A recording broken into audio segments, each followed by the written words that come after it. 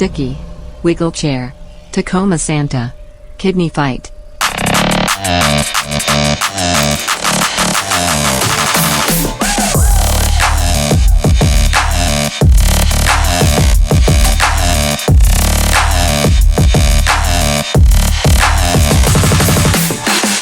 Well, hey guys. Hey. How you guys are making it?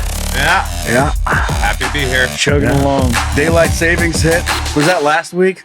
Yeah. Or the weekend before? Something like that. Anyway, depression's in the air. Are you one of those people that hates daylight savings? Yeah.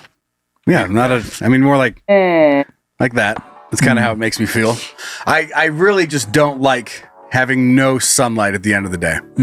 Like that's my recharge time. That's the fun time where you have a chance to, like, especially with the kids being in school, everyone gets home, and then like this time of year, everyone gets home and everyone's just kind of trapped. And then the things to do when it's cold and shitty weather and already dark outside is like, then everything costs money.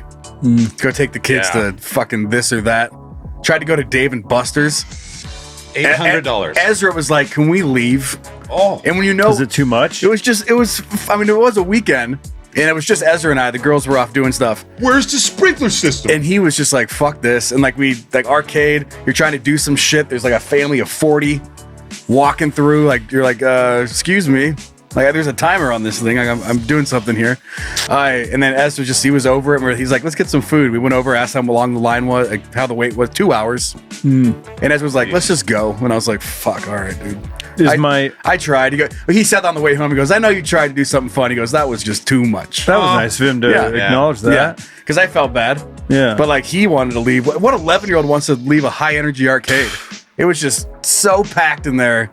It's just too much. Makes you feel great better. advertisement. Yeah. So anyway, you have to spend money to have fun this time of year. Get some vitamin D supplements, buddy.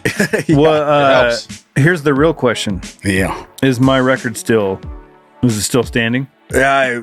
On the basketball machine? No, it's never been the basketball. It was machine. always the high pitch it's one? the hyper pitch. I didn't look. 75 hundo. But I didn't know I was playing the right game because I threw. That was the game. One of the games that a family of 400 walked in front of me when I was playing the pitch game, and I threw one and hummed it, hit it in the middle, got like 3,000 something. Nice. And then they just walked in front of me, and then the timer went out, and I was like, "Well, I guess that's that game."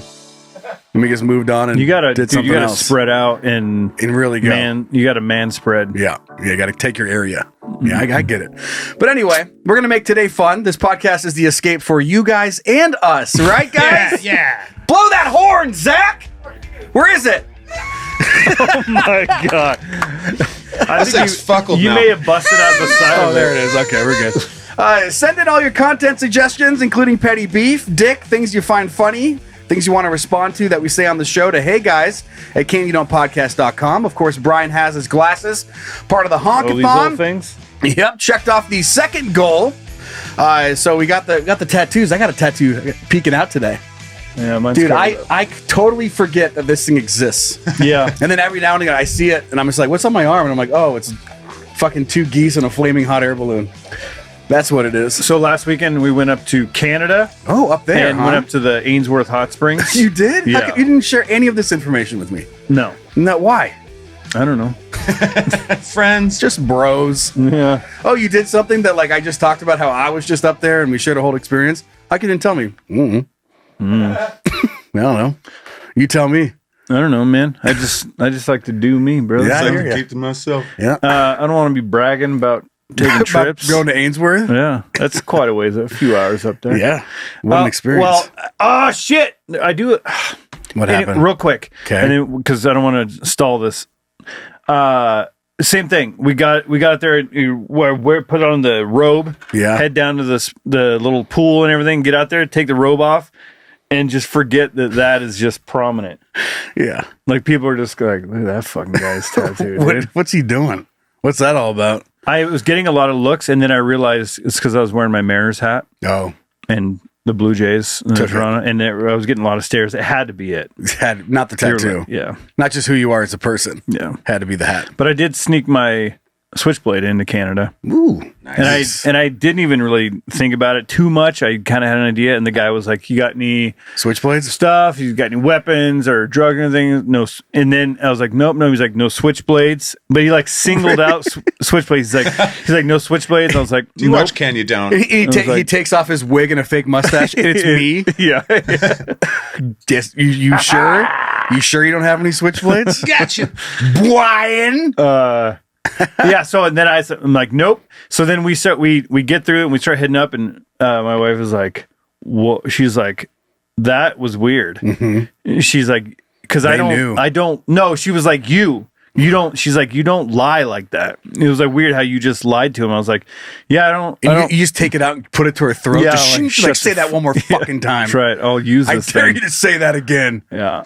Switchblade Because changes a man. she's like, I thought you would have said yes and then maybe left it with him. But I panicked and I was just like, nope. Well, So they're hard to find. You can't just let those babies go. Plus, you didn't stab anybody, so you know. I put it in my bag on the way back though, just in case. And the USA side was really easy. You just like look at passports. He's like, the gate started opening up. I'm like, oh shit. That was really easy. I was worried. I could have a ton of switchblades. I could have been murdered because I put it in the back in the trunk area with my bag. I think in the UK at this point you're not allowed to have butter knives. Oh, boy. And Canada is part of the Commonwealth, so they're probably feeling that too. Yeah, feeling the butter knife ban. It's a big problem. Well, I'm glad you had fun up there. It was fun. Your skin feeling rejuvied or whatever? Rejuvenated? No. I was trying to like come up with a new slang thing. Oh It yeah, didn't really- rejuvied. That sounds like I'm a Juved. teenager going to jail. So. You have to go back. Yeah, I'm rejuvied. Yeah. But yeah, support us on Patreon. Zach's going to get his own camera, figuring that out. Then that benchmark is $450. At $475, we'll figure out the hot air balloon ride, and then $500 extra Patreon episode every single month. So that's exciting. Fuck yeah, brother. Yep, we'll add some more things there. We have a quick birthday shout out to get to here. Oh, Casey Kasem. oh yeah, dude. Hi, once again, daddies. Casey Kasem. Just tell him Casey sent you. I didn't do that right. No. Anyway, don't make fun of me. I'm fragile. Case Keenum. Once again, hi, daddies. Hi, call me Uncle Zach. Hello. I wrote in yesterday about a petty beef, among other things. Petty beef. I wanted you to know my birthday falls on a Wednesday next week, November 19th. Yeah. I don't know if it's like this in America, but I don't get the episode until Thursday. For me, I get... Oh, sorry. I don't know if it's like this in America, but don't get the episode on Thursday. For me, I get it late on Wednesday. So it'd be awesome if I could get a simple happy birthday, Victor. Distant party horn from Zach. There it is. Dude, I really punched through though. If you get this on the pod, I'd be absolutely thrilled. If it doesn't, it's fine. I know you guys get tons of emails. But anyway, good luck with the glasses, Brian. Floor! These old things. These old babies. Dude, that was pretty good. Casey Kasem. Wasn't? Casey Kasem. Even if it Pretty good. I mean, it was okay, Case Kasem, but like, if you didn't, that's just a good. That's just a good radio voice. Thank you. Radio voice. Yes, come on down. Trucks, and more trucks with Casey Kasem. I think we should do a whole show just radio voice. Just like this. That sounds like when you call a hotline and you're on hold. Yeah, dude, it's funny because in my Your ear, call is very important to us. it's in this ear. I can hear the thing, and it's like, God, I feel like I'm listening to radio. And then I look at your face going, Hey, you got to pinch your cheeks in. yeah, you really got to. It's like you got a sour Yeah. candy. You make it thin. You make it thin. You use your throat to make it big. Wow. We did have some mail sent in from Chop Stewie. I wish we had some male genitalia. Genitalia. Oh my God. This is for Zach. And it came in a scat card box, a scat mystery box. We have some air fresheners. Woohoo! I do stink. We have the nut sacks you hang off your car, but I think this is for a motorcycle. Oh, it's got to be motorcycle. Nice. That is male genitalia. We have motorcycle license plate, Nice. some sticks of gum, and a big ass Sharpie. Nice. Big ass Sharpie. And it says that it's for Stinky Zach. Big Stinky Zach. He knows. Yeah, he knows. Thank you, Chop Stewie. Oh, man, yeah, thank you. Hey, we got scat cards coming too, bro. Oh, yeah. Tell us all about the cards, Zachy Poo. Right now you can go to scatcast.com and get a whole fuckload of cards of these guys. And I think we're going to have 2 tiers of stuff, so you can just Okay. get the the main set of cards, or you can get the super set, which comes with a whole bunch of stuff: Titan cards, metal card, bunch of autograph stuff, cool shit. Okay. It's one of my favorite sets we've done so far, for sure. And they go to scatcast.com? Scatcast.com. Okay. .com. Brian just wedged a nutsack against a motorcycle license plate. It's down. Oh, and the nuts are down. And I was just curious how long he thought that was going to actually stay up. Didn't expect much. Okay, well, we did it. So sign those cards. Or I mean, we'll sign those cards. Yeah, you will. And they'll be for sale over at Scatcast. We love doing the Scat Card Universe crossovers here with Can You Don't. So Good stuff. yeah, it's wonderful. Thanks for letting me, guys. Yeah, I of love doing course. it. No, thank you, buddy. I love making cards. It's fun. Chuck Stewie. Should we get the show rolling? Okay, I'm gonna try. It's like once I've started with this guy, it's hard to come back. It's hard to dial it back. Like dialing in those knobs. Dial in those knobs. Brand new banger. Banger. Let's go. These glasses are making me sick. This DJ's breaking all the knobs off. Every single one. Wow. Let's ha new shit. Let's hop into start the show. Let's do it. Zach! Hey, shut up! Start the show already! That was the brand new song from Trapped. Brand new song. This is sent in by our son, Nicholas. Says, would you rather, it's very simple, and I like the simplicity of it. Okay. Would you rather be sticky or itchy for the next 365 days? Ugh. They're both awful. They are. Let's talk about them, though. I think we have to set the parameter, as we often have to do, and that's how sticky and how itchy. Itchy. Even a little sticky. It's the Itchy and Scratchy Show. I would have a hard time with both, but sticky is something like if my hands are sticky, Yeah. I cannot wait to get somewhere to get that shit off. It bothers me very deeply. Are we like a light honey coating? Yeah. Is that the level of sticky we're talking about? Hate. Like Sap. Sap sticky? Hate. Elementary grade glue stick sticky. So it's like it's not too bad, but it's there.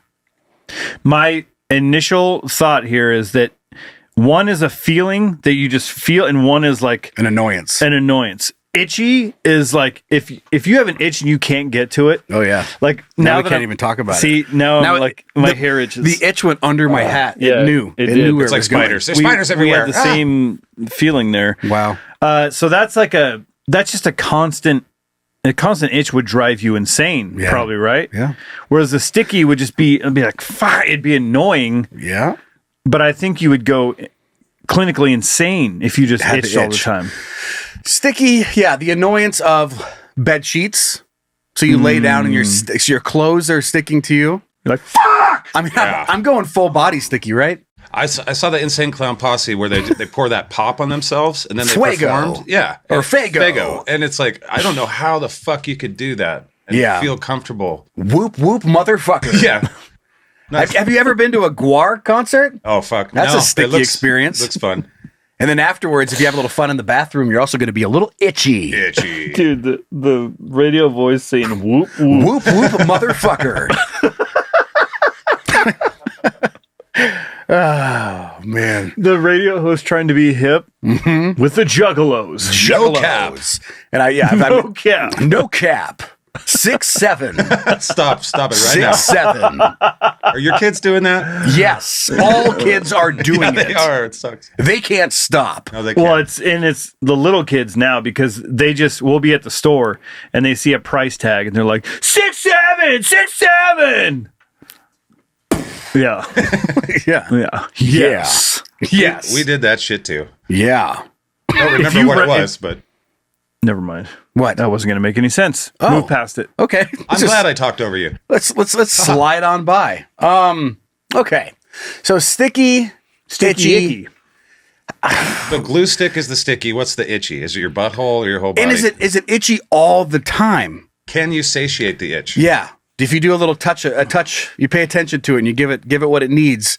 Is there any relief, or it's just constantly moving around? So sometimes, if you ever got in a shower and you're like, you get like hard, it's like the hard water thing, Yeah. and you get out and you dry off and you're Itchy. skin. I mean, it's like where I sometimes I get itchy. You'll just see red scratches all over, and I'm like actually going. I'm like cussing out loud, going fuck because I'm so itchy. Yeah. And it won't go away. I mean, I would imagine it's kind of like that, right? Where you're just like, it won't, you get that relief while you're itching, but as soon as you stop, it takes a second and then it comes back. Yeah. I don't know what this is called, but I know a lot of people have it. And Cassie has it where her skin will easily like turn red, like just from like touching or a scratch. Like if I give her a back scratch, she could easily just stand up and go to the police and I would go to jail. Like it looks like she has been abused for a long time. Like just a couple scratches and her whole back looks like she got mauled by a puma. Sometimes that's just being wet. I know, but I mean, I don't have that and I'm a very white man. Yeah. I'm too white. White. I am too white. Too white to quit. Wow. Coming up next. It is so hard. And I've shared this on the show before. I know this one 100%, but whenever I talk in that voice, it reminds me of my radio days where I had an entire page of a soundboard that were clips I pulled from Chris Hansen addressing pedophiles. He'd be like, tug on my nipples. Was this you? Did you say, I want to come over there and play with my penis while you tug on your nipples? Like the way he just says it. And they're like, well, no. And they try and leave. Like, you cannot leave. We have had you surrounded. He's just a robotic white man. You are, yeah. Was it you saying that I wish your vagina was wet and on my face? Well, yeah, I said it, but not like that. Not like that. The way I said it was much more. And he goes, haha, got you. So you did say it. Did you ever use that voice in radio where you're like, I'm going to go over the top a little bit? No. I probably mean, feel like you're mocking if you do it. Yeah. But also working a ton in the commercial production department, there were like clients that wanted that voice, like whether it was like a monster truck or a car dealership or a Sunday, or a show like live brought to you by Live Nation. Like they wanted that. I'm like, that's stupid, but give me a paycheck. As long as I'm getting paid, I'll do what you want. I'll send the invoice over shortly after. I made a commercial one time and they wanted a girl voice and I changed the yeah. I totally got that. Yeah. And now, it worked. Try the female voice with that. Oh. With the banger. With the inflection, but a female voice. Banger. No, I can't. Got to keep it down here. I think I'm going to pick Sticky. I'm going to take the annoying, just handing people stuff. Like, can you hand me that? You're like, just shaking someone's hand. Oh, yep. That's because you're worried about maybe having too clammy of hands, but sticky. And but then being itchy and shaking someone's hand, like, nice to meet you. Yeah, nice to meet you. Oh, dude, as soon as you said itchy, it went up my back into my hair. Now it's on my forehead. Everyone right now is just wishing we would stop talking about it. Stop talking about itchy. I am picking Sticky. Guys? I'm picking Sticky. I am too. Because itchy will drive me fucking nuts. Yeah, they'll both drive me nuts, but itchies can be real fuckled. Sticky, I'm gonna have a real rough year. And I'm just gonna lay in one spot on my bed sheets and then just know that it's over. But being itchy, at least like that's just, you can't. There's nothing you can do about that. You'll be in a. Oh my god! I had an itch go in my shoe. Yeah. I'm kicking the bar stool to try and get it out. Okay, you'll be in a padded room, wishing you were Sticky. Yeah, wishing you were Sticky. I wish I was Sticky. And they're like, Jesus, he's been not like getting any better. Maybe I think he's coming out of it. I wish I was Sticky. God, I should have picked Sticky. And they're like, he's losing it. Jesus. He needs his meds. He needs his meds. Are they sticky? They get stuck in my throat. Okay. Here we go. Zach, let's move on. Push it! Hey, Hey, what's up, babe? what are you thinking about? Nothing. Actually, you know what? I'm thinking about a lot of shit. What are you thinking about? This episode brought to you by Carl's Jr. Carl's Jr. Brought to you my by stomach. Lens Crafters. Oh, you get it. Eyeglass joke. This is a story from a couple weeks ago. I mean, these things are everywhere. They've really found a spot for this particular item almost everywhere. And I just it's easy money. It's easy money to put this thing there. It's like a vending machine. Yeah, and I didn't And I didn't really realize how funny it was until I was in this particular situation. So Ezra has braces. His teeth are looking great. The doctors even say, great teeth. Good job. We've never said this to anybody. You have the best teeth we've ever seen. We were just in Seattle, and they don't have as good teeth as you. We've been all You're over the best world. Teeth. We've been to several teeth conventions, and you have the best ones. So they're talking about whatever, but he's almost through that whole process. And the dentist office or the orthodontist that we go to, it's nice. It has a nice layout. They've tried hard. It's very kid friendly. They've got like surfboards everywhere. Like it's a real fun spot. And when you're done, they have like when you get your braces off, there's dispensers mounted on the wall that have like gummy candy. Because kids can't have that until they get their braces off. So they get to celebrate with that. And they give you a cookie and a slushie, like all that kind of stuff. Just really fuck your teeth up. Just really make sure. You'll be back. They got it. It's a genius business plan. Creating your own demand. They're It's straight, wonderful. but now they're full of tartar and Full of Twizzlers. So we're there, and the lobby is great, whatever, nicely lit. And then over on the far side of the lobby, there's 3 massage chairs.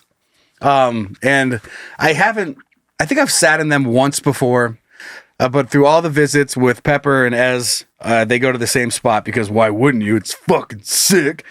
I've never like gone back to the massage chair. It's just, they only do so, I'm not drawn to it. They only do so good of a job. They're not that great. Right? Yeah, if you're not getting a full body massage. You're like, but yeah. So I am sitting in there, and we have to go right when it opens. We're the very first appointment on the schedule because I got to take him there and then get him back to school, and then I have to go to work. And we're sitting there, and he gets called back, and I'm still just sitting in the massage chair. And at this point, it's just doing the up and down. It just goes, and you're like. Yeah, right in your spine. Yeah, you sit forward a little bit. You're like, that's my pelvis. And then you lay back down. And then it went to shaky. And this is the massage chair that has the kickstand. So it picks up your legs and it has calf massagers too. And this one, it squeezed my calves. So I'm locked in place a little bit. And then the back starts moving. So I'm like just shaking. And it's holding your legs. It's holding my legs. So I'm just wiggling in the chair. And I'm just like sitting there looking around. I didn't really think about it. And then a family walks in. And they're like, yeah. And they turn the corner and I just look at them and I'm just I'm just shaking in the chair. And then I realized I was like, this is so funny. Like, this is a weird spot to have a massage chair. Yeah. Like just in a family orthodontist lobby. Yeah. And I get the draw because parents would be like, oh yeah, no, that's the thing for me. The surfboards and the candy for the kids. It's a win-win, right? Of course I'm going to go here. I can get a massage while you're getting your teeth checked. Like, that's awesome. And I'm just like, just locking eye contact with the dad. Yeah. I'm just like, he's like, oh, that looks relaxing. But one by one, they all came in, and then the massage chairs are like a full 180 from when you go in, and you can hear it. It's just going ding, ding, ding, ding, ding, ding, ding, ding, ding. And so they all, one by one, turned and looked at a grown man just shaking in a chair at 8 o'clock in the morning. I was like, that's really funny. Yeah. That's a weird place to be. I mean, they have them in the mall. Also a weird ass place to just watch people shake. Yeah. Around here, they have them in all the trampoline parks. Yeah. Because the parents, it's like, well, of course I'll take you there. There's a massage chair. I'll just sit in that. And I've seen it all the time. You just walk by and someone just like, just like, that's so dumb. Well, but also dumb. Some people will. So we have a membership thing at the trampoline. Which one? Altitude. Cool. Place smells like piss. It does. They all do. There's that row of probably 6 chairs. And when we first started going there, I used to just sit in the chair just because it was a place to sit. Mm-hmm. And every couple of minutes, they just send the thing up your back to remind you that this is a massage chair. Yeah. And so it goes, it's like shoving into your spine, and going up your spine. And then I did it one time, and I was like, I was okay. And then so the last time I went, I did $20. It was for an hour. The lady next to me, she did like a 15-minute one, and hers was done. She's like, how much time do you have? It was like 45 minutes. It was an hour. And you just scoot over, and it's just you and a stranger wiggling in a chair together. Yeah. But this is reminding me, this is not the first time that one of these massage chairs has found its way onto Can You Don't. because I talked about at altitude the dude that was sitting in it and the alarm was going off. So if you sit in it and don't pay, it starts beeping.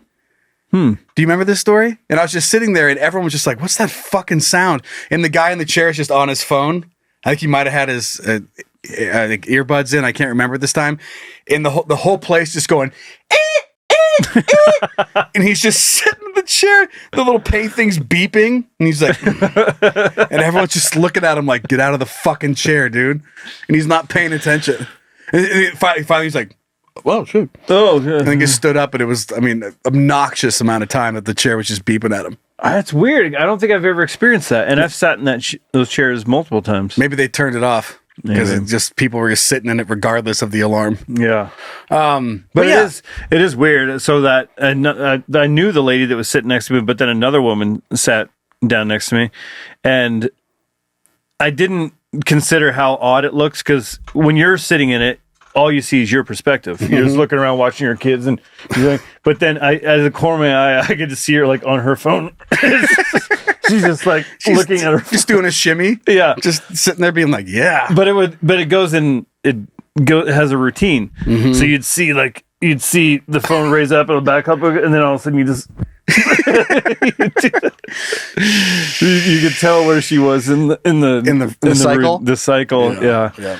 And so you have three parents just sitting there on their phone, and the kids are running by.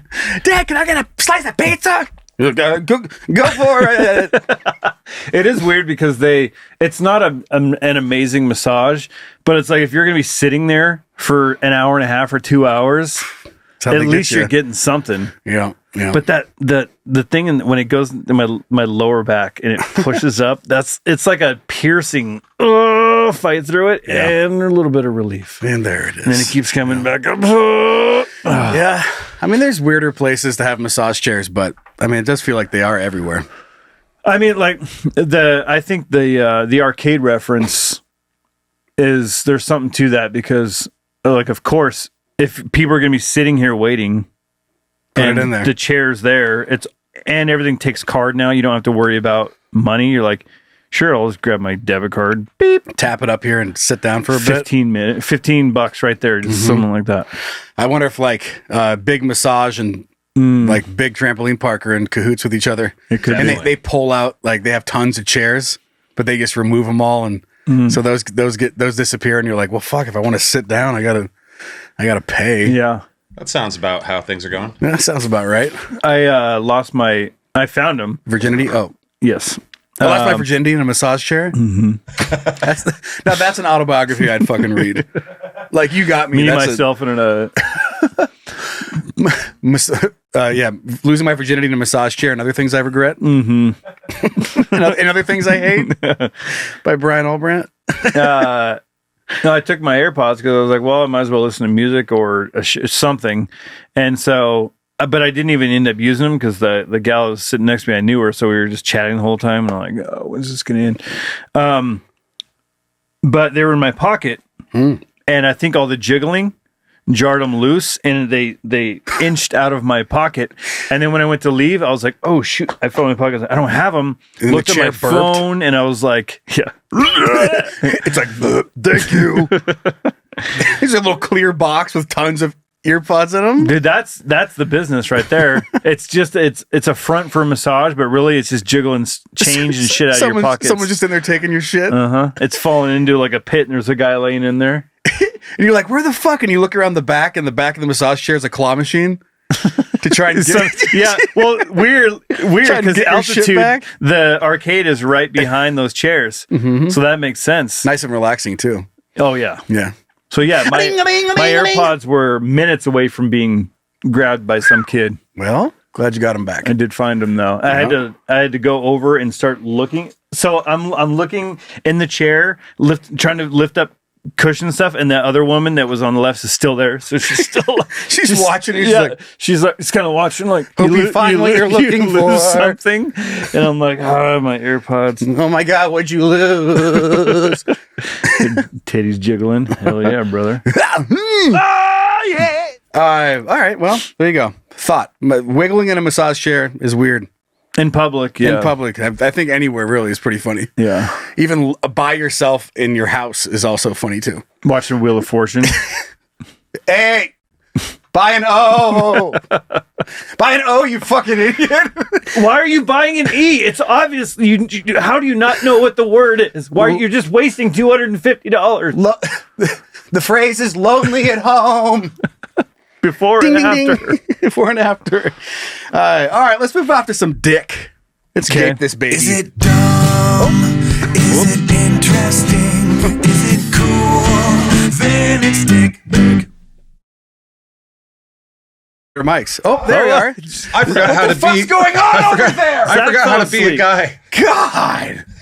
I accidentally Zach pushed the did a button too quick. massage chair. Yeah. You mentioned jiggling tits and he lost his Yeah, fucking yeah, he mind did. over there.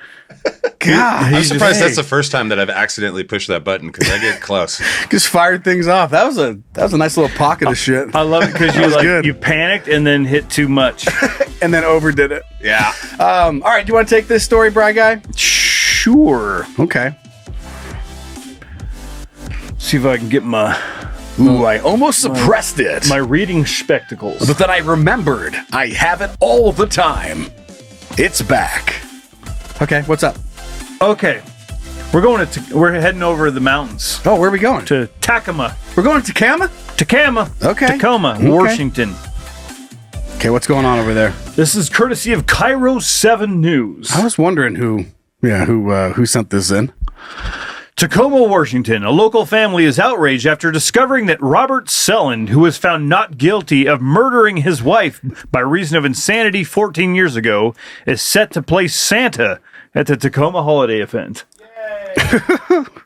Selland spent nearly a decade at Western State Hospital before his release last year. I wish I was sticky. That's why he fucking murdered his wife. Yeah. He gave her the clap. I don't know. Yeah, that seems about right. We can go with that. Avoid the clap, Jimmy Dugan. He is currently under supervision of the Department of Social and Health Services and is reportedly compliant with his medication and release conditions. Oh, he's good. That's so funny. You're good. He's good. Well, we don't see the problem. He was in here for a bit and he's still taking his meds and now he's going to be Santa. No, he's just going to be hanging around little kids. What's the problem? Oh, man. And families. And Yeah. But he shouldn't be allowed to just go... Almost made it. But he shouldn't be allowed to just go around and exist in life like he used before he took her life, said Cheryl Gassick, the sister of victim Carol Selland. I want to stop before it starts because I don't think an innocent child should have to sit on a murderer's lap, Gassick added. It's probably fair. Yeah, that's Gassick acid? Gassick? Gack. I just read that as gack. Gack. Just the little fart slime. Cheryl Gassick, the sister of the victim, Carol Selland, expressed her shock and fear upon learning that her sister's killer is participating in a public event as Santa Claus. That seems a little bit of an oversight. If I'm being I mean, they honest couldn't here. get someone else.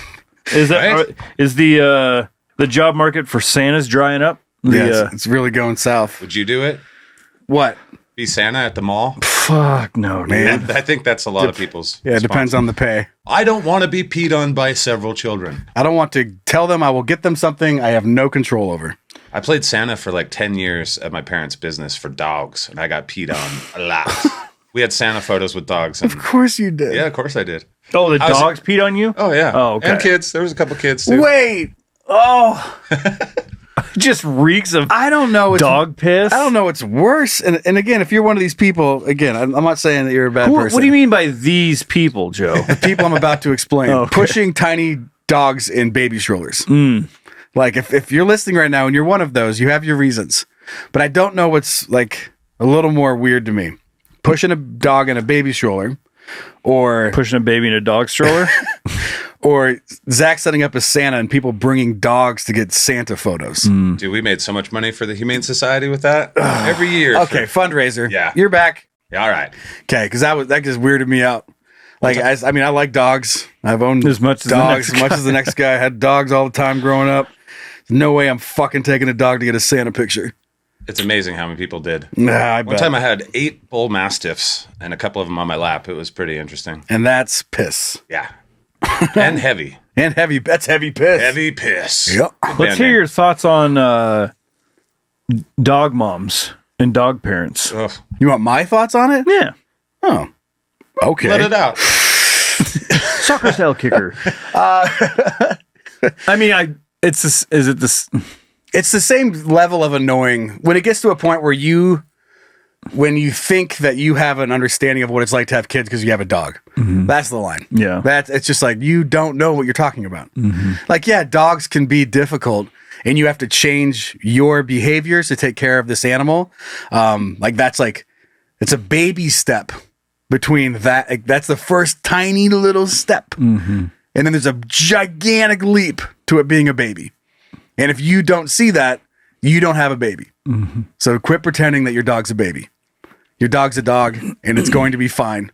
And you could switch you out. But that baby needs you just have no idea what you're talking about.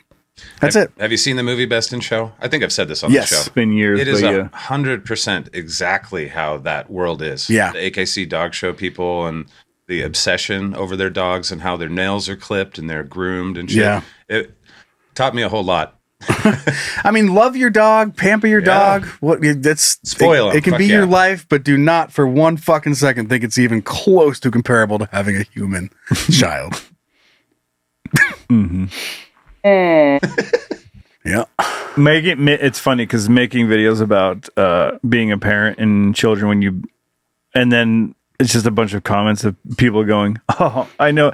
It's like when I'm trying to go poop and my dog won't leave me alone. I'm like, is that what it's like? I mean, sure, it might feel like that because you don't know anything else. Yeah. But as soon as you know, you're going to realize, nope, not even close. Nope. Dog. It's very, very simple. That dog compared to a human. Yeah. Yeah. Anyway, You can take the dog to the pound. you can't take the pound out of the dog. That's right. Hey, go Browns! Dog pound! Ding! Anyway, let's see. Will the Browns be good this year.com? No. Back to you. I put She that on one of your described the cards. ongoing pain. You did? Yeah. Nice. You have Free a- advertising. You have a special Browns card. Okay, back to Santa. So she found out from the family friends that Selin himself posted on Facebook he was playing Santa at a holiday swap meet in Tacoma Nice. from the end of the November through December. She described the ongoing pain her family feels, saying, "And the family's been sentenced to life in prison with no parole because we are going to be living for this with the rest of our life." Yeah. I mean, I don't know. Keep going. I have thoughts on this. Selin's recent evaluation from Western State Hospital indicated that he is active with the community mental health providers and is following all conditions of his conditional release. Despite this, Gassick remains concerned for her safety and the safety of others, stating, "Honestly, I fear for my own life. Even talking today, he's out free." Okay. The family of Carol Selin continues to grapple with the implications of Robert Selin's release and its participation in the community events, highlighting ongoing concerns about public safety and justice. So, some pretty broad statements in here. If someone makes a colossal, fucking, I guess, a felony, murder somebody, there's going to be a lot of details around that really play into all of this. Him saying that he's insane and then being locked up for a decade in a loony bin, and then them just being like, I don't know, he was fine when he was here. Like, that's a little bit of an issue. And then going out into a spot where he's around children when clearly he did say he was insane and snapped and killed somebody, that's a concern. But just saying that because something terrible happened, that he cannot be trusted ever again. Mm-hmm. We don't know what was going on in that relationship. Mm-hmm. We don't know how what was said or done, and then he snapped. We're just reading that he shouldn't be Santa Claus. Yeah. but I don't know. I wasn't there. I don't know what happened. This is going to sound insensitive. Can't wait. But kids aren't dogs. Maybe. Oh God, this is gonna be good. How do I tiptoe around this one? I don't know, but wearing a camo hat today, about to say something. Excited to see where this is gonna go. So, obviously, terrible that this woman was murdered. You know what I mean? Do you have your finger on the mute button, Zach? I do. Okay, I'll save me some editing. I mean, it's terrible that this woman was murdered. I love women as much as the next guy. Exactly. But sometimes they just don't know when to stop. You know what I mean? Maybe she just pushed him too far. Yes. See, and that's exactly what I'm like hinting at. Like I wasn't there. And no one has the right or deserves to just be murdered for whatever they have said. Sure. Like that is 100% true. But it does play it to like, we just don't know. So this lady being like, he just fucking. Maybe she attacked him. And then again, we don't know what happened. We can probably find out if we looked it up. I've seen countless amounts of videos of women slapping, punching, hitting men, and then the men just like backing off because they don't want to fucking haul off and smack them. Yeah. Because they know that they're much stronger, they will hurt the woman, and they just let this woman pound on them because for whatever reason they think that it's okay for them to slap and hit and all that stuff. But if the man strikes back, he's the fucking asshole. Yeah. And this is not condoning battery and men who actually just beat women to beat women, because that is a thing.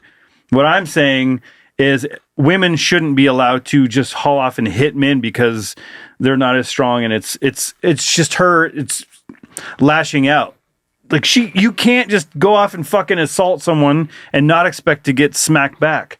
Yeah. And do you want some details? He stabbed her to death. Obviously, he was found not guilty because he had brain lesions, and then he was committed to the Western State Hospital. So he was not guilty. And then because of state law, he also was able to get some pension money, even after killing his wife.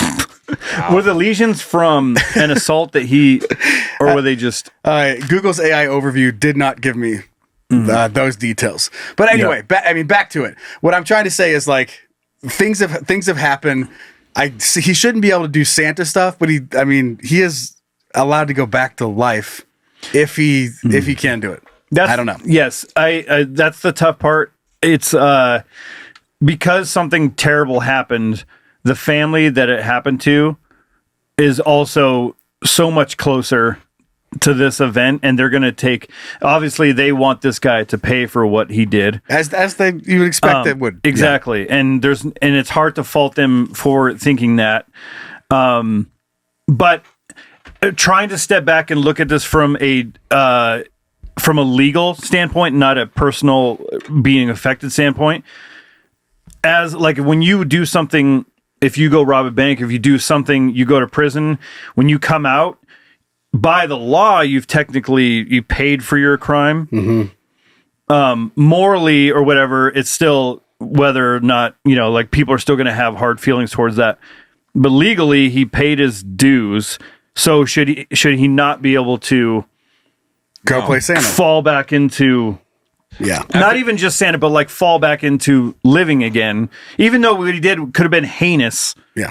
I'm not condoning what he did, but it's like, what is he supposed to do? Yeah. After all these years of doing the Dipshit Files and other true crime podcasts and stuff, this is always the story before they kill again. It's like, oh, he's fine. Yeah. He's served his stuff and he's fine. Great. It's like, do you really think you did the rehabilitation? Let's see what was it compared to what? How did he start before now? It's like they don't before know. Getting out and letting him be Santa. Let's get a little trial. Let's see some data. Defend me on that one. Let's get a couple years under his belt before he gets to play Santa Claus at the swap meet. I think so. Well, is he going to kill a kid in front of their parents? We just don't know. We don't know, do we? Check his bags. Isn't it hard to actually get an insanity verdict? I think so. It's pretty difficult. So something must have been, unless the judge just was a fucking idiot. But I think it's pretty difficult to just murder somebody and then have the jury and everybody be like, no, I mean, he does have all the things that say he's crazy. It is pretty hard. Yeah, I think so. Okay. Maybe not in our state, though. Yeah. Okay, so there's that. Can you imagine if she did not know any of this information and she just went to the mall in Tacoma to get Santa pictures? And there he is. And walks up there and then he's sitting there going, ho, ho, ho, ho. I want, and the kid on the lap is like, I want a buck knife. And he's like, sure thing. And then Carol just You like, want it oh early? my God. You want it early? Yeah, you want it early? Where do you want it? In your hand or in your stomach? Anyway, Your kidney? I just thought that whole back and forth between getting out of insane asylum, then going dressed up like Santa and being around kids at a swap meet. Like it wasn't the Macy Days parade either. It's fucking swap meet. It's fucking skis and gardening tools and Santa Claus. Yeah, keep him away Fuck from the yeah. gardening tools. Or you go to see Santa and he says, you walk up to Santa Claus and there's armed guards standing on each side of him and he's hooked up to wires. Yeah, and they have like a taser. Just a button. He's like, don't do that again. All right, bring the next one up. And he's just like, ho, ho, ho, ho. All right, let go of the kid. Let's go. He holds on a little too long and he looks over and he's like, he holds it up. He's like, okay, we'll let go. Oh, boy. Too much. All right. All shit. rise for the Golden Geese. The Sofa King, Daniel Spatz, Neil Daphne, Daniel Collier, George Tosato, Maggie Stokes, Matthew Leonard, Jordan Holiday, Jason Claser, Matt Johnston, And Casey Kasem. the 11th Golden Goose. Casey Kasem. What was it called? God damn it, I always forget. We look it up, but it's like Star something. The love oh man, what is it called? show? Oh, long distance connection. The show was Star whatever. Star Search? Star Search? No. Nice try. It's like a Billboard show or something. The Billboard Top Top 40. was he? Yeah, top 40. Top 40. What? It's Rick D's, Rick buddy. D's in the weekly Top 40. Yeah. Casey Kasem. Rick Was D's it nuts. Long distance connection? Got him. Man, what was the name of this shit? Oh, Casey Kasem Love Connection? That's it? Oh, long distance dedications. God I damn. wouldn't have guessed that. Another long distance dedication. Just to clarify again, Yeah. I don't condone Violence. Murder. murder or battery. Just saying. You gotta get all the details out there.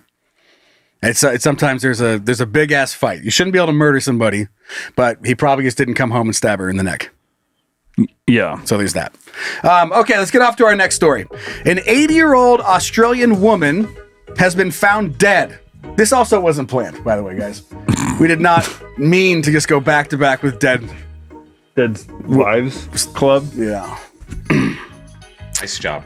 Yeah. So, probably should have thought that. Well, I didn't know what you were going to say. yeah, what you that's, said. Yeah, that was That's my fault. impossible. That was my fault.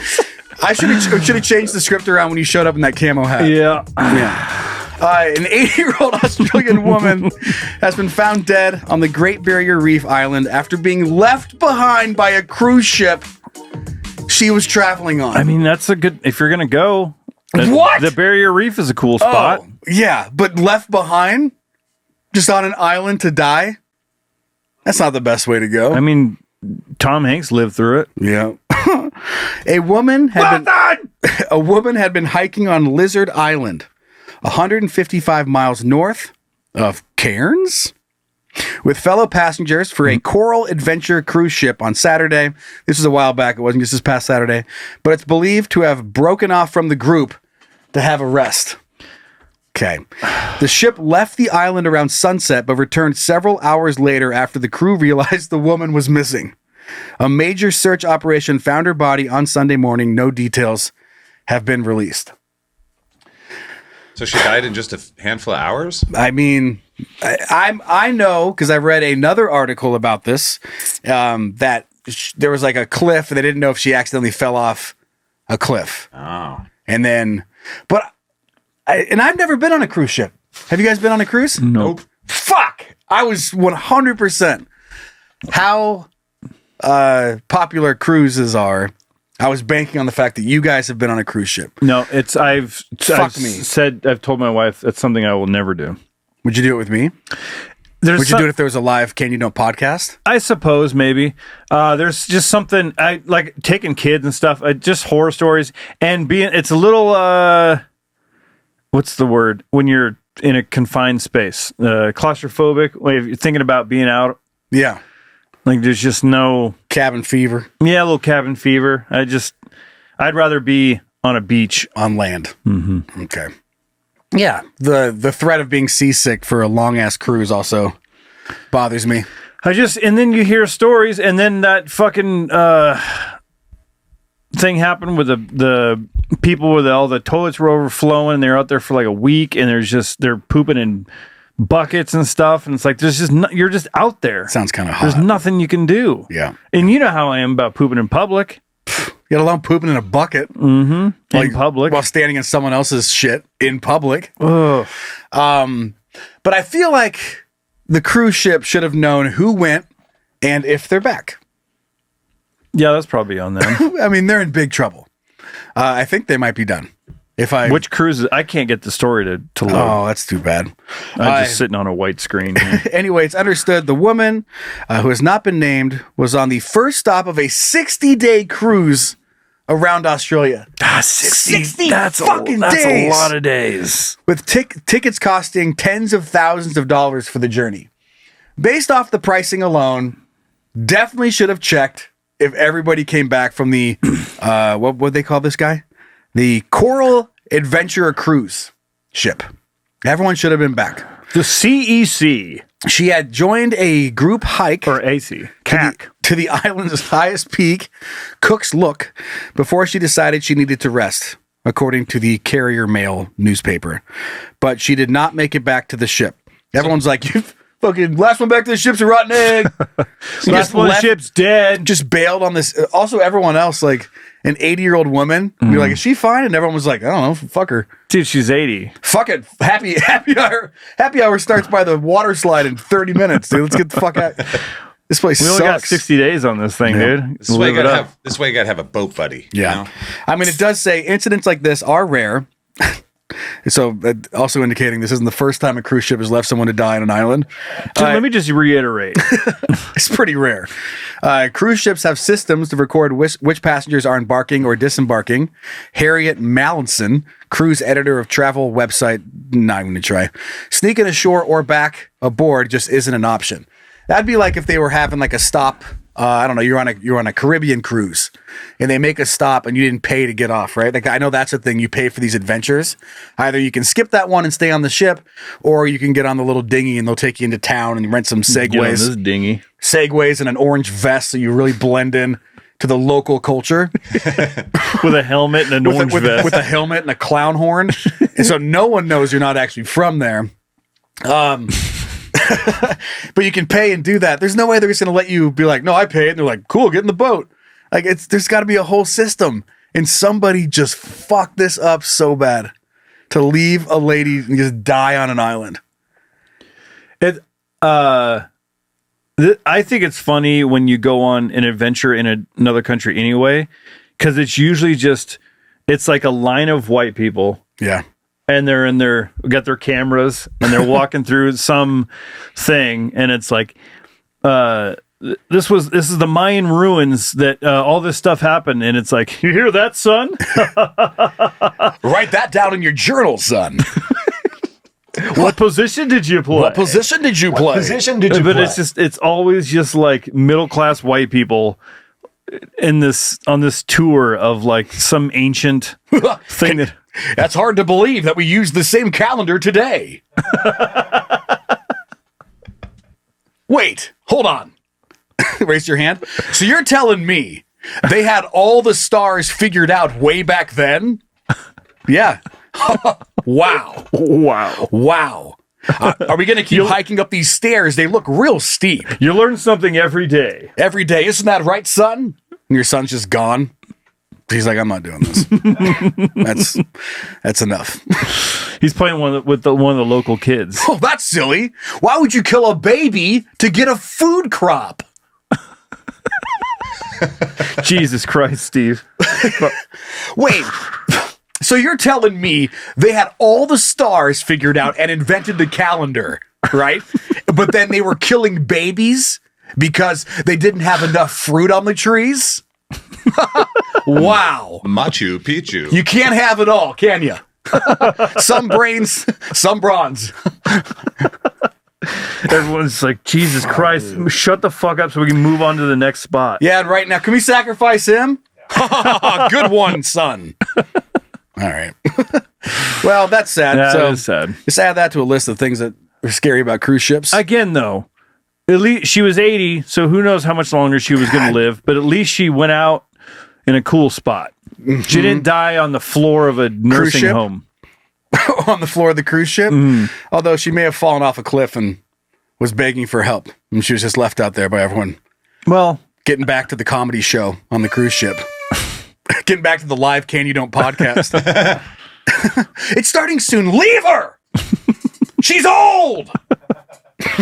They would understand. They'd understand. We'll bring it up on What Are They Talking About? Ha ha ha ha ha. Joe. All right, should we do petty beef? Sure. A little variant this week. Oh. Doing something a little bit new. You set it up. Yeah. You did. I was just playing into it. All right, Zach. Interesting, Joe. Silence in the court. You are now entering the petty beef courtroom, where all sides of some bullshit will be heard and evaluated. The people are real. The cases are real. The rulings are final-ish. This is petty beef. All right, what are we doing? Yeah, it's a little different. It's not sent in by any listeners or anything like that. Okay. It's just a story that I found and thought it was an interesting, it kind of fits into the petty beef verse. And now I'm beef verse. The beef verse. And now that I am reading the article, it also fits into the theme today. Again. This wasn't on the docket to be talking about spousal abuse. We've both. Did you stab her in the neck?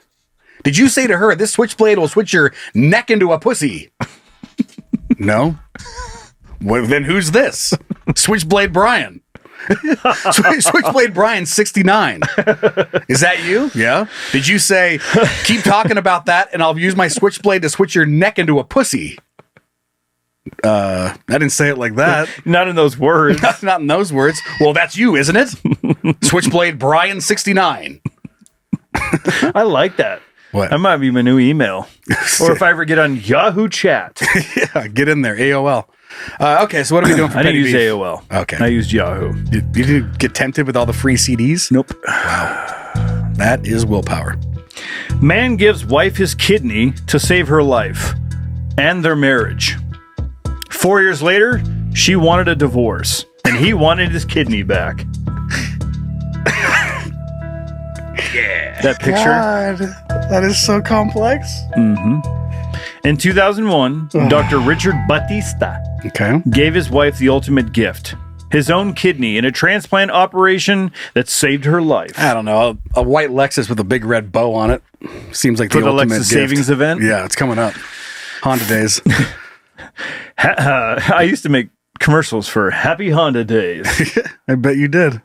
4 years later, she wanted a divorce. You know what's funny about that was when I was making commercials for Honda. Okay. I was like, God, Toyota's just got better stuff.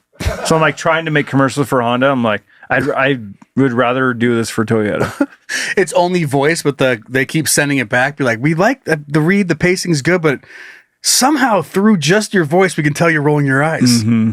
And you're like, yeah, right. I could see it in your face that time. Yeah, right. I actually saw your eyes roll in person. The best deal you'll find anywhere. You just roll your eyeballs. Honda goes where you go. Like right down to the mechanic. We're trying to compete with the Tacoma with an avalanche. Honda, we'll meet you at the mechanic. The worst truck ever invented. Competing with the best truck ever invented. 4 years later, she wanted a divorce. So he wanted his kidney back. The court obviously didn't like it. Ooh, we didn't like which part? I don't know. You're going to find out. Nice. Love might make people give their hearts away. But Richard Batista, as I call Dick Batista, gave his kidney too. A New York surgeon, Batista, donated one of his kidneys to his wife, Donnell, in 2001 after hers began to fail. For a while, it worked like a medical miracle and a marital reset, as he wished. But soon, the 11-year-old marriage collapsed, and the kidney became an exhibit in one of the strangest divorce cases the courts had ever seen. This is a good one. This is like a documentary, dude. It is. Looks like there's a whole video about it. In July 2005, Donnell had filed for divorce, but Dick was angry and hurt. On top of it, the divorce stretched on for 4 years. Just like the scar on the side of his belly. Is that where you get a kidney, or is it the back? The back. Okay, got it. And he was frustrated with the negotiations via News 18. That was their contribution to the story. Reliable. He wasn't happy with it, though. He was frustrated. He didn't like that. Did you guys see my courtroom sketch? Brian 18. And no, I've got a couple questions. We haven't found that image yet. Okay. So sorry, right, people. okay. So he filed a counterclaim that stunned everyone. He asked either for his Yeah, I said it right. Yeah. He asked either for his kidney back or for a $1.5 million in compensation. He claimed that it was his last resort and he did not want to do this publicly. You left me no options, honey. Yeah, you could also just realize you can't just take my kidney back. Nah, I don't. My hands are tied here. Not really. Just give me a divorce and move on. And then maybe for the next relationship you're in, don't give him a kidney. Or maybe she'll give you a kidney. Yeah. Tit for tat. The opposite of unconditional love is what this is. Mm-hmm. Expect nothing those back. vows look like. Yeah. Nothing in return. Except Sickness for my and in kidney. health and in kidney transplant. Kidney transplant. The case went before the Nassau County Supreme Court and soon became a legal circus that Barnum and Bailey would be proud of. Oh, nice. I added that. Way to go. Dick revealed that his wife began having affairs 18 months to 2 years after receiving the kidney. So she got a little She got a little kidney boost. Yeah, a little boost. She started feeling better and went for that dick. Mm-hmm. God, this kidney's making me feel horny as fuck. You realize, and basically what she did was got a dick transplant too. Yeah. That kidney was just covered in testosterone. Richard transplant. I get it. His lawyer argued that his kidneys should be considered marital property. Oh, while the general public was split on whether to sympathize with Dick or not, the laws weren't really in his favor. Susan Moss, a Manhattan's attorney, revealed the good doctor Whoa. is acting out of luck and about... You tried. I tried. You tried to bring him, somehow bring an actor save back it. in. I just tried to save it. Like you didn't just import that word. The good doctor is out of luck and out of kidney. God. This is similar to cases where the husband wants to be repaid for the cost of breast implants and the such. Okay. Our judges are not willing to value such assets, so to speak, via News 18. That's Cool. another one of their Back contributions. in. Way to go. News 18 was there all day. Donnell's lawyers, on the other hand, They didn't fired even take back. lunch. They didn't. No, they were there for it. Same. They were just watching the whole time. Everyone else is eating lunch, and they're like, nope. I'll take mine notes. later. I'm taking notes while you eat fucking salad. you can't put a price on an organ. And even if you could, you definitely can't repossess it. Given the moral notes attached to the case, the judge ultimately agreed with her side. So in 2009, the court ruled that a human organ cannot be treated as property under the New York law, which bans buying or selling body parts for valuable consideration, they said. Man. The defendant's effort to pursue and extract monetary compensation therefore not only runs afoul of the statutory prescription, but conceivably may expose the defendant to criminal prosecution. Clear as day. What? Just you go through all this and then come up with a new law, and that's what you write, and everyone's like, I have no idea what the fuck you're saying. I mean, that's how they do laws. Yeah. No one's gonna. That way, it's like so lawyers can argue. Exactly. You don't understand it. This guy does. This guy does. The court considered the kidney to belong to Donnell now, since taking it out would either send her into dialysis or result in her death, which is probably what Dick wanted. Yeah, definitely. All along. It'll kill me. I know. In sickness and in fucking... in sickness and go fuck yourself. Yeah. So Dick had to go home empty-handed. From the 4-year-long proceeding, the case became a landmark in bioethics and is still widely discussed decades later. Yeah. And we're going to knock it all down right now and settle it once and for all on petty beef.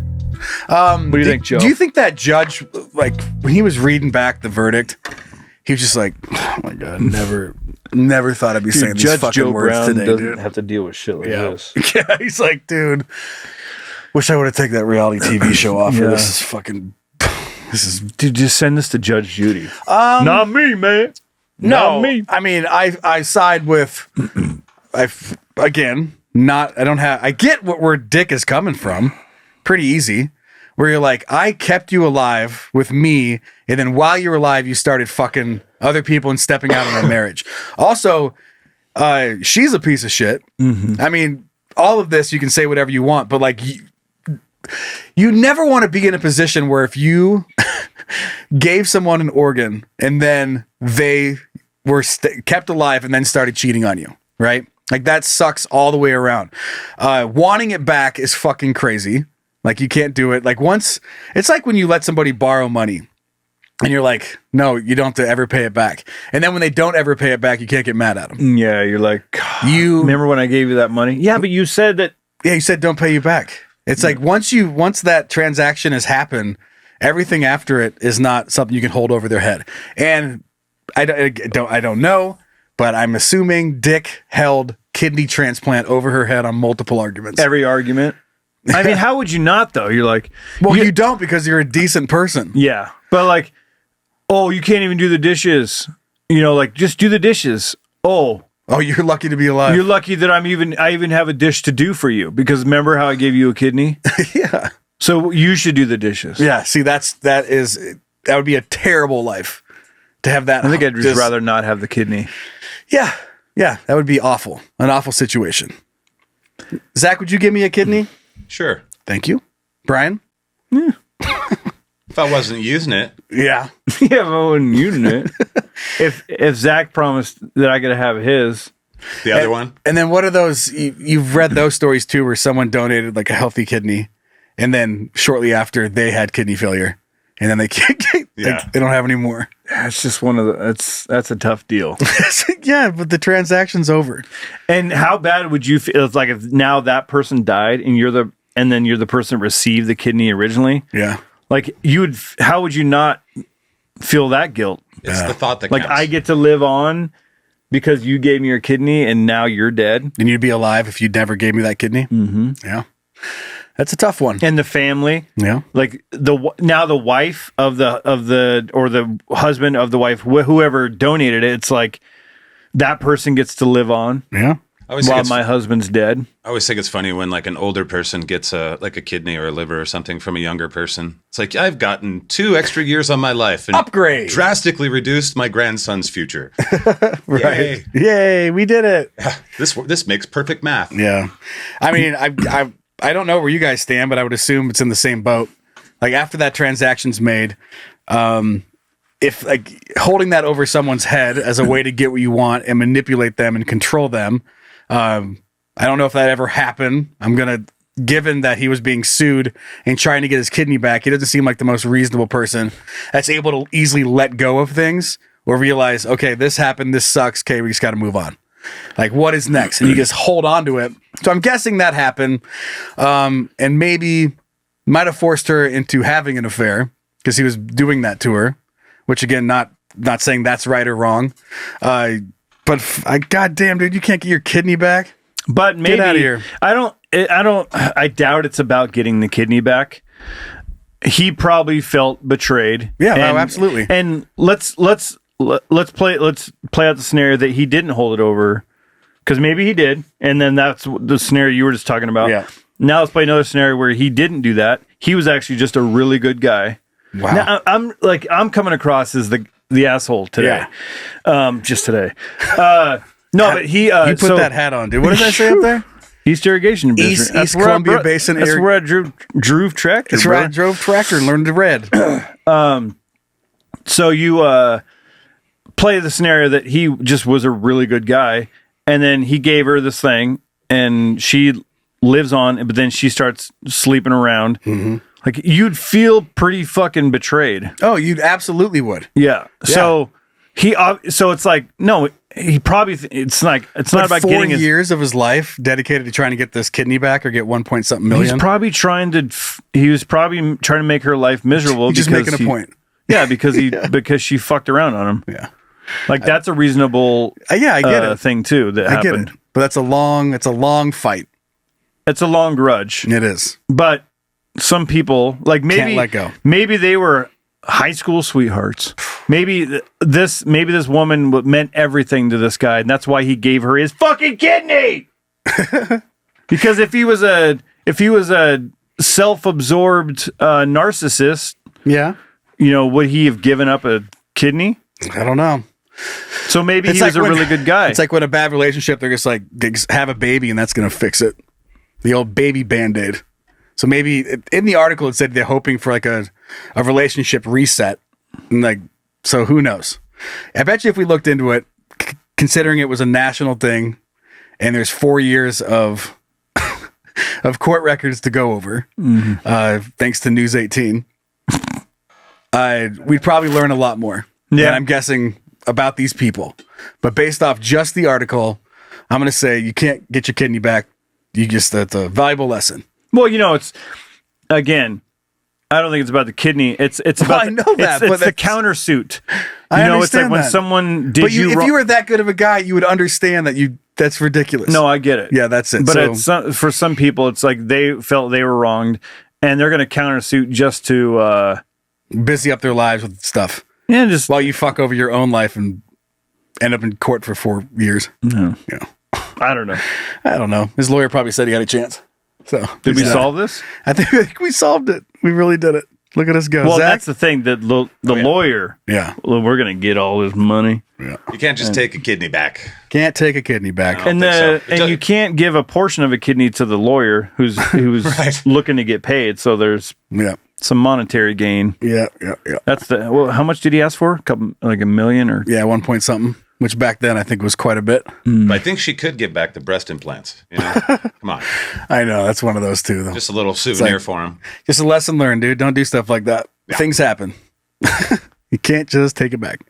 All right, well, let's move off to some good news because we got some for this week. Zach! So you're telling me there's a chance? Hooray, we aren't doomed. Yeah! Okay. Yeah. So this is an example of one company doing something fucked up and then another one stepping in and being like, we got you. So autistic man axed by Waitrose, which you'll come to find out it's like a little store, just not by us. After working for free for 4 years, offered a paid job at Asta. Again, I don't know what that is, but you guys are going to find out more. So should have asked a question. An autistic man who has been working unpaid for more than 4 years at a Waitrose before being told they couldn't provide him with a proper job had been offered a paid role by a rival supermarket. Tom Boyd, 28, attracted national attention after the Manchester Evening News first reported on this story on Tuesday. And I love it when news organizations see something like this. They're like, oh yeah, fuck these guys. Mm-hmm. They're like, we're gonna cover this, and it's gonna be great. His fiance estimated that his mom had racked up more than We know where this is now. 600 hours of volunteering over the years. But when the family asked if he could have a few paid hours in recognition of the hours he put in, they were shocked by the dismissive and cold response from the chain. According to Francis Waitrose, said that Tom would be offered a paid job at the store because he, quote, couldn't do the full role. But he could do enough for you for 4 years, you fucking assholes. Oh my God. Just a little bit? But like, hi, I mean, we're not asking for everything, just a couple of these hours if they could be paid. Get the fuck out of here! You autistic shit! Okay, sorry. The manager said we can't just let him do his thing. When that's exactly what he's been doing successfully for years, she wrote on Facebook. She added, after everything he's done, there was no apology, no thanks, and no recognition for his commitment. Just silence. He deserved better. He deserved kindness, respect, and the chance for all his hard work to mean something. Now Francis has told the BBC that Tom has been offered regular paid work by supermarket chain Asda. Oh, I love when that's the brilliant part. Yeah, is another place comes in and is like, we'll take him, we'll pay him. It's like, now fuck you guys. Yeah. It's overwhelming that they are flexible to say that if at any time he is struggling, then they're fine. How amazing that company could be to do this. Also, just a quick little story is that like one of these paid situations happened. I was actually eating at Taco Bell here in beautiful Liberty Lake, Washington. And clearly a disabled man was walking around and he was dusting stuff and like talking to himself and dusting the lights. And, you know, not a whole lot of people in there at the time I went. And then like a supervisor, so it's like a paid work thing. They're getting this man some like work experience and stuff. And he's cleaning the lights. And the lady that was overseeing it was so stern and kind of mean. But I mean, she's probably just had enough. This guy, he's listening. I don't know what their relationship is, but I'm watching it. Spent 20 minutes on the light. Yeah, I've spent the one light many years like in this world, so I knew what was happening. I identified it right away, and I was like, okay. And he's cleaning, and he's doing his thing, and I'm just watching it. And he gets over to my table, and he's cleaning the light above my table. Then he just stops, and without anything, he goes, "So yeah, I'm gonna go down to the PBS station, and I love the new logo. I just want to make sure that they know how awesome it is, and I'm gonna start a new show for them since they took away Mr. Rogers and they took away blah, blah, blah." He's like naming all these shows, and you're like squirting fire sauce. Yeah. And I'm looking at him, just like nodding because whatever, I'm fine. And the lady standing next to him, she's just like staring. She's like does like the face palm. Oh, like, he does this all. I'm sorry. And I'm like, okay, hold on, you're a dick. Let this guy just have his moment. Yeah. And he's being so nice. He goes, yeah, so I'm gonna head down to that PBS station. And I'm like, well, I hope that you get down there and you're able to say what you want and pitch your show ideas. And he's like, thanks. And then just turns and walks away. And that was it. It was like 5 minutes of like this PBS thing. And she walked by and I could tell, and I stopped her and I was like, it's fine. It's totally fine. Like, loosen up. Yeah. I was like, calm down. Yeah, exactly. It's like, no, knock it off. If somebody can't be there for that, then they're just either they're in a crazy hurry or they're just an ass. Well, what she was probably saying sorry for is that he was knocking all the dust onto my food or your chalupa. I hadn't gotten it yet, so that's good. But yeah, businesses, especially big ones that give people out there with disabilities a chance to get some work skills. Always doing my hats off to them. I always thought that about like Walmart's.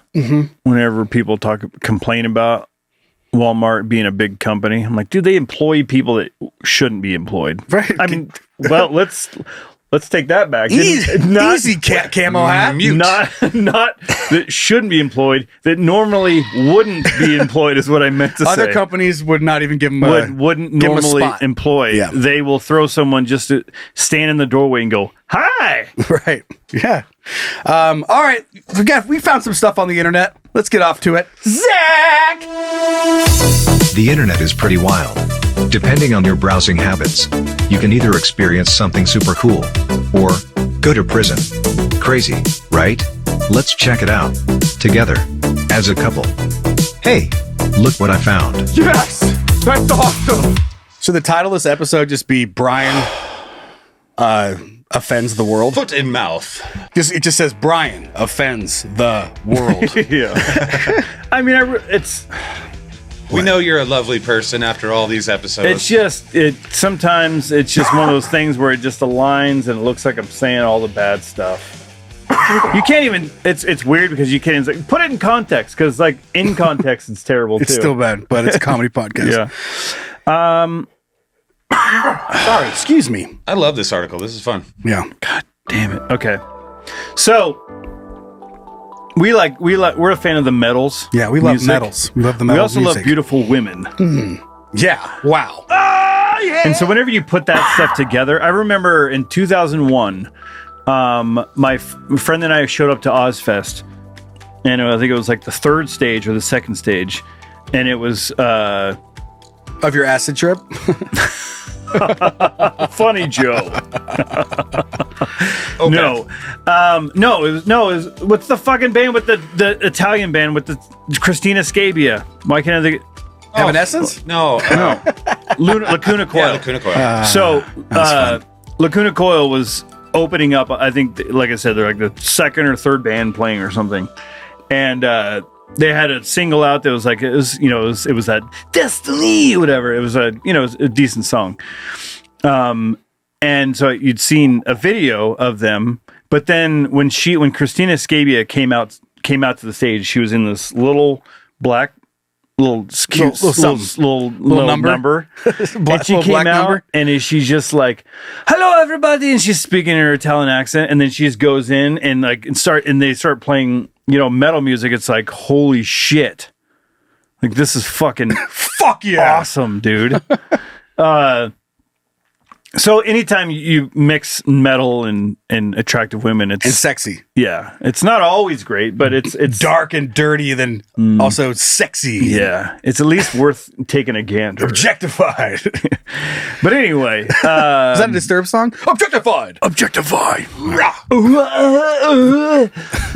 Anyway, not your best impression. Here's what I love though is when metal music and like things that are usually like fringe or underground cross over into like mainstream, and everyone's kind of like, oh my, oh wow, and then the crowd starts getting into it, and then they show the crowd, and it's like some soccer mom going, yeah, like doing this, or rock on. It's like normally if you were at home, you played something metal, they'd be like, Jesus Christ, but since it's on TV and people Party are cheering, it's like, yay. Like at the Olympics this year. That was amazing. Exactly. Yeah. When they came Gojira. out, when Gojira comes in and people are just like, what the fuck is going on? So I love when stuff like that happens, when you come in and like just scare people. Yeah. And then this happened at the like American Idol, and then a metal vocalist, and then it's like, whoa, and everyone acts like it's scary. Mm-hmm. Ratings. And then he's the rock guy. Yeah, he's rock now. But anyway, so the fucking title of this article is Miss World Chili's semifinalist stuns judges by performing a song from her own death metal band.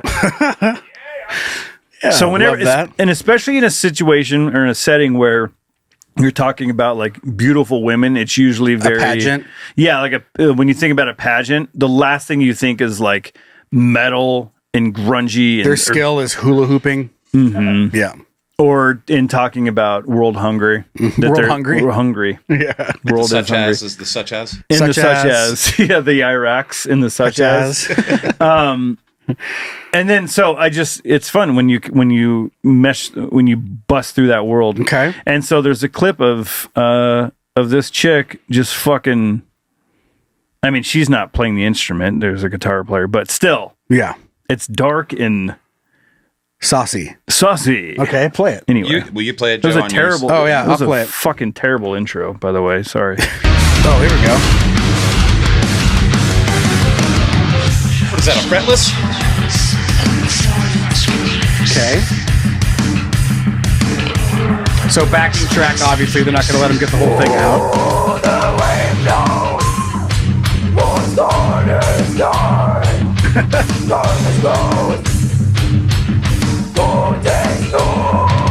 Like, the dude looks like the guitar player from the Queen of Coeur. Yeah, he sure does. It's somebody's drinks! The jet. Yeah, Jim.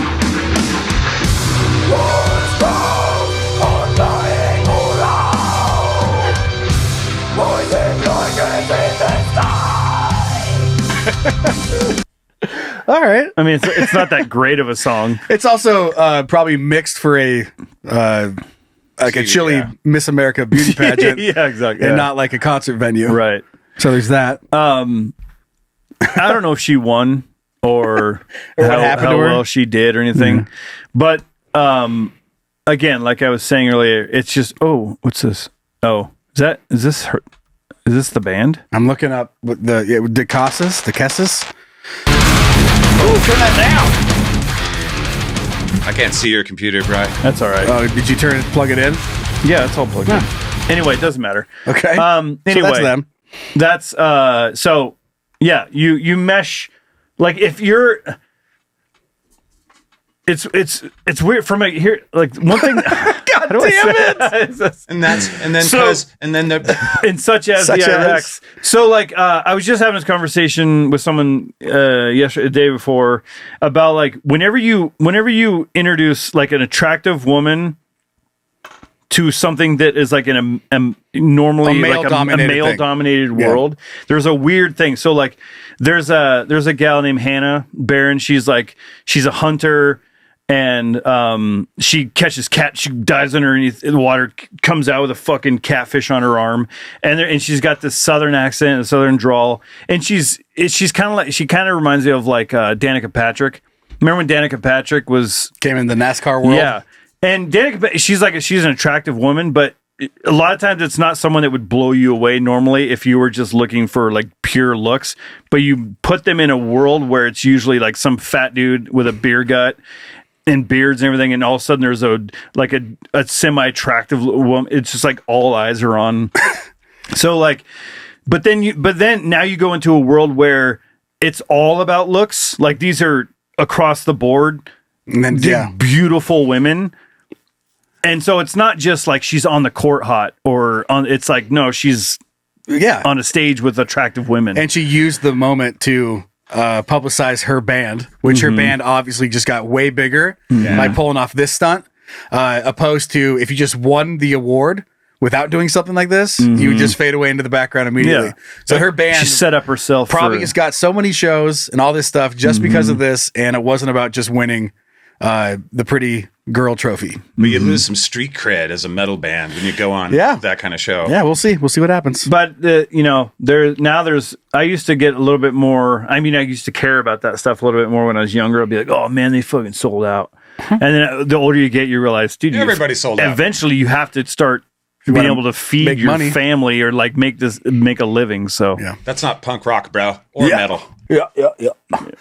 Have fun sleeping on an apartment, 1-bedroom apartment floor. You will starve for your art. Have fun sleeping in my minivan. I'll be in my house, nerds. At least you have integrity. All right, let's hear from the kids. Zach, play it! Hey, you guys! All right, let's hear what you guys think. Really? You want to talk to me? Wow, that's cool. All right, well, our first email is coming in from our son, Seth. Yeah. And because we had a huge response from listeners last week about him swallowing his own cum and snowballing with his girlfriend. Let's just keep making people sick to their stomachs with another story from Seth. Sup, cum guzzlers? The Seth Diaries. Sup, cum guzzlers? And Zach, implying that Zach doesn't guzzle cum. He knows. Come on. He knows. I got another story for you. And this time, I didn't swallow cum. Thank you. So back in my hog boning days, as a 22-year-old server, I'd get numbers and hook up with guests. Well, one time didn't go quite as planned. This guest didn't have a car, so I had to take her to my place after I was done with work, which was fine, but I also had to take her back home, which was 45 minutes away. But the things you'll do for sex. Your penis doesn't have a mileage meter and a clock. Doesn't have that. Anyway, yeah, there it is. We are at my place smoking some Mary Jane to get the mood going, getting naked, and I wanted one last hit from the bong. Sounds like a Sublime song. While I took that last hit, she decided to be sexy and finger herself to get warmed up. As I exhaled, she pulled her fingers out to lick the juices. I quickly say, no, no, no, no, no! But it was too late. When she pulled her fingers out, they were dripping in red, and she sucked them mostly clean. She noticed right away and got super embarrassed. I told her it's fine. It's fine. I mean, it's fine. It's fine. Told her it's fine, and it wasn't anything to be embarrassed by. She wanted to leave after that, and I said, okay. I still got to take you home 45 minutes. So we can go, and then off she went. Before getting on the highway, she wanted to stop at McDonald's, which again was fine. But after this bitch ordered, she told me she had no money and needed me to pay. Not only did I not get sex, but I also had to buy her food and then drive 45 minutes each way. Don't get me wrong, woman things happen, but I wasn't a happy camper. Not even like a little slobbing of the dong in or something? Sent from my Verizon Samsung Galaxy smartphone. Get Outlook for Android. Sick sales pitch. As when you're amped up and ready to go and then it's cut off, it does suck. It does suck. Yeah. You did an experience like women can like you can be like having sex and then the guy the guy fucking coming in, he comes in it and then he's like, we can go. No, it's fine. I'm good. Like, you don't always need to reach the destination. You can just be like, the moment was fine. It's fine. But for a guy, it's like once that starts, it's like you have to finish. You got to get to the finish line. Get to come out of it, or else it just sucks. It disappears into your kidney. Then you got to get. I'm not a doctor, and then you got to donate it. So you end up coming in there anyway because you donated a cum-filled kidney balloon. All right. You want to read the second one? Sure. Put those glasses on. Thank you. So this is a little bit different from Seth's story. Okay. This is coming from a newest member to the club, her son Nick. Okay. Welcome. Well, here we are on Wednesday. This past Friday, sadly, I joined the club. Oh, I know what club this is. The Lost a Parent Club. Oh, boy. Yeah. Dad had a sudden onset of health issues after having beat cancer, APX, a year ago. Wow. Approximately. Sorry, man. I'll spare the details. So there I was on a tow motor and got a call from Mom. I told my coworker to have my boss clock me out. I gotta go. 20 minutes later, I got to the scene, 3 EMS, 2 deputies, my mom, and my deceased father, whom they had not covered up yet, in his recliner. Oh my God. Can I share this thought? I shouldn't. What if he was at the shake stage in a massage chair?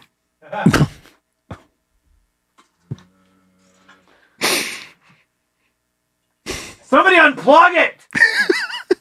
You show up. Still 15 minutes on this thing. They're all standing there and you're like dead dad just wiggling in a massage chair. What are you guys doing? I don't know. You could either be sad or have a little fun with it, dude. Anyway, back to you. I couldn't just let that one go.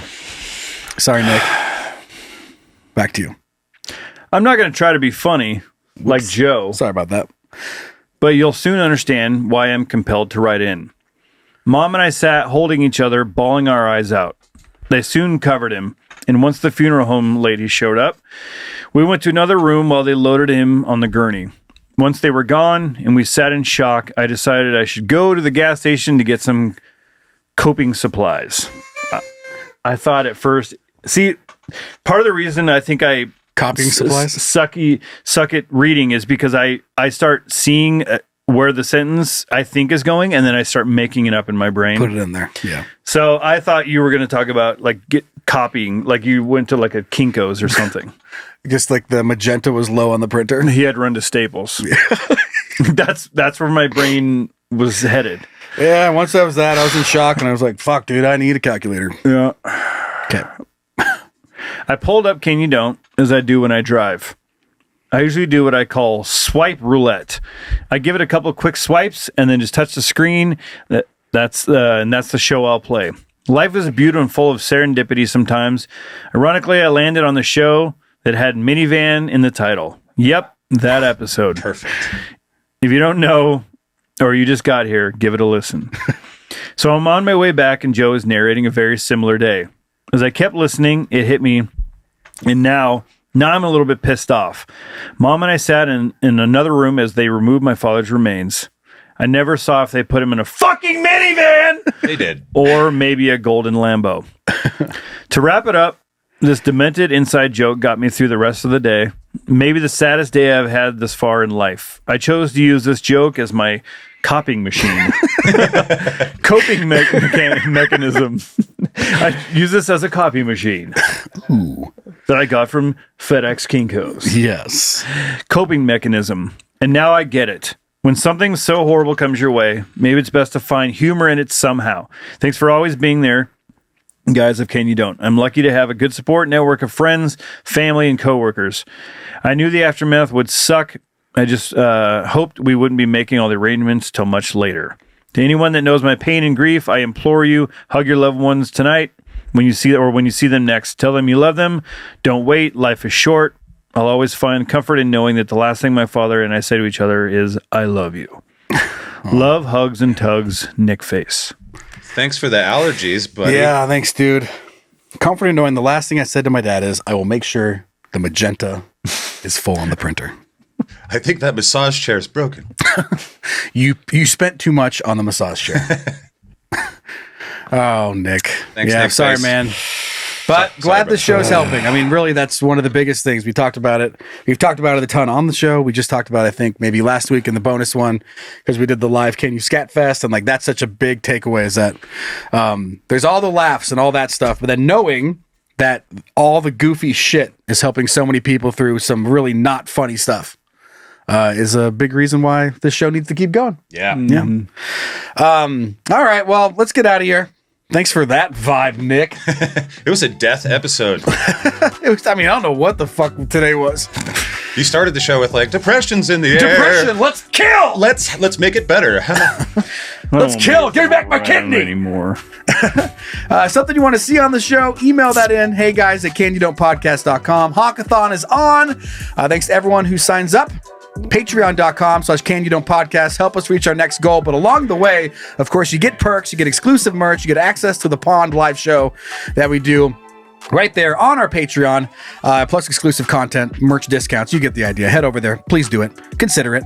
Rate and review us wherever you listen to the podcast. Head over to scatcast.com. We have the Scat universe and the Can You Don't universe crossing over in the form of trading cards. We got so many this time, too. It's a whole big old set. And we're going to sign them. Puzzle cards and all sorts of cool shit. Yeah, some cool picks. So head over there, scatcast.com, scat with a K. And a big thank you to the babysitters that moderate the playground on Facebook for the show. It's a constant shit show in there, and it's a lot of fun. I got a factoid for you guys. This one's good. Zach, play it! Good God. Wrap it up already, huh? You guys ready? Yes. The year is 1845. A circus clown named Nelson was being pulled down the River Burr in a bathtub by 4 geese as a promotional stunt, which drew a massive crowd to a suspension bridge in the Great Yarmouth, England. The bridge could not support the weight. Dick in your mouth. The bridge could not support the weight of the hundreds of spectators who crowded on one side to get a better view, causing it to collapse and plunging about 400 people into the water below. The disaster resulted in the deaths of 79 people and led to significant changes in structural engineering and crowd control regulations. A fucking circus clown in a bathtub. Getting pulled by geese, and everyone's like, can't miss this. I want to be there to say I was there. You lose your life on a bridge watching a fucking circus clown in a bathtub go down a river. Man. Only the geese lived. Yeah. And I think, I read into it a little bit more, and the stunt was the bathtub was actually being pulled by a different boat that was farther ahead. It was just underwater, so everyone thought it was the geese. So not only were they ripped off, they also lost their lives and fell into the water from a fucking bridge with a joke. Think Nelson felt bad? I hope so. He goes, well, that's the end of my clowning. No more clowning around for me. Like next year. Yeah, next year, 5 geese and a stronger bridge. All right, let's get off to the bonus stuff. Send us on our way, Bri Guy. You know what to do. Bye.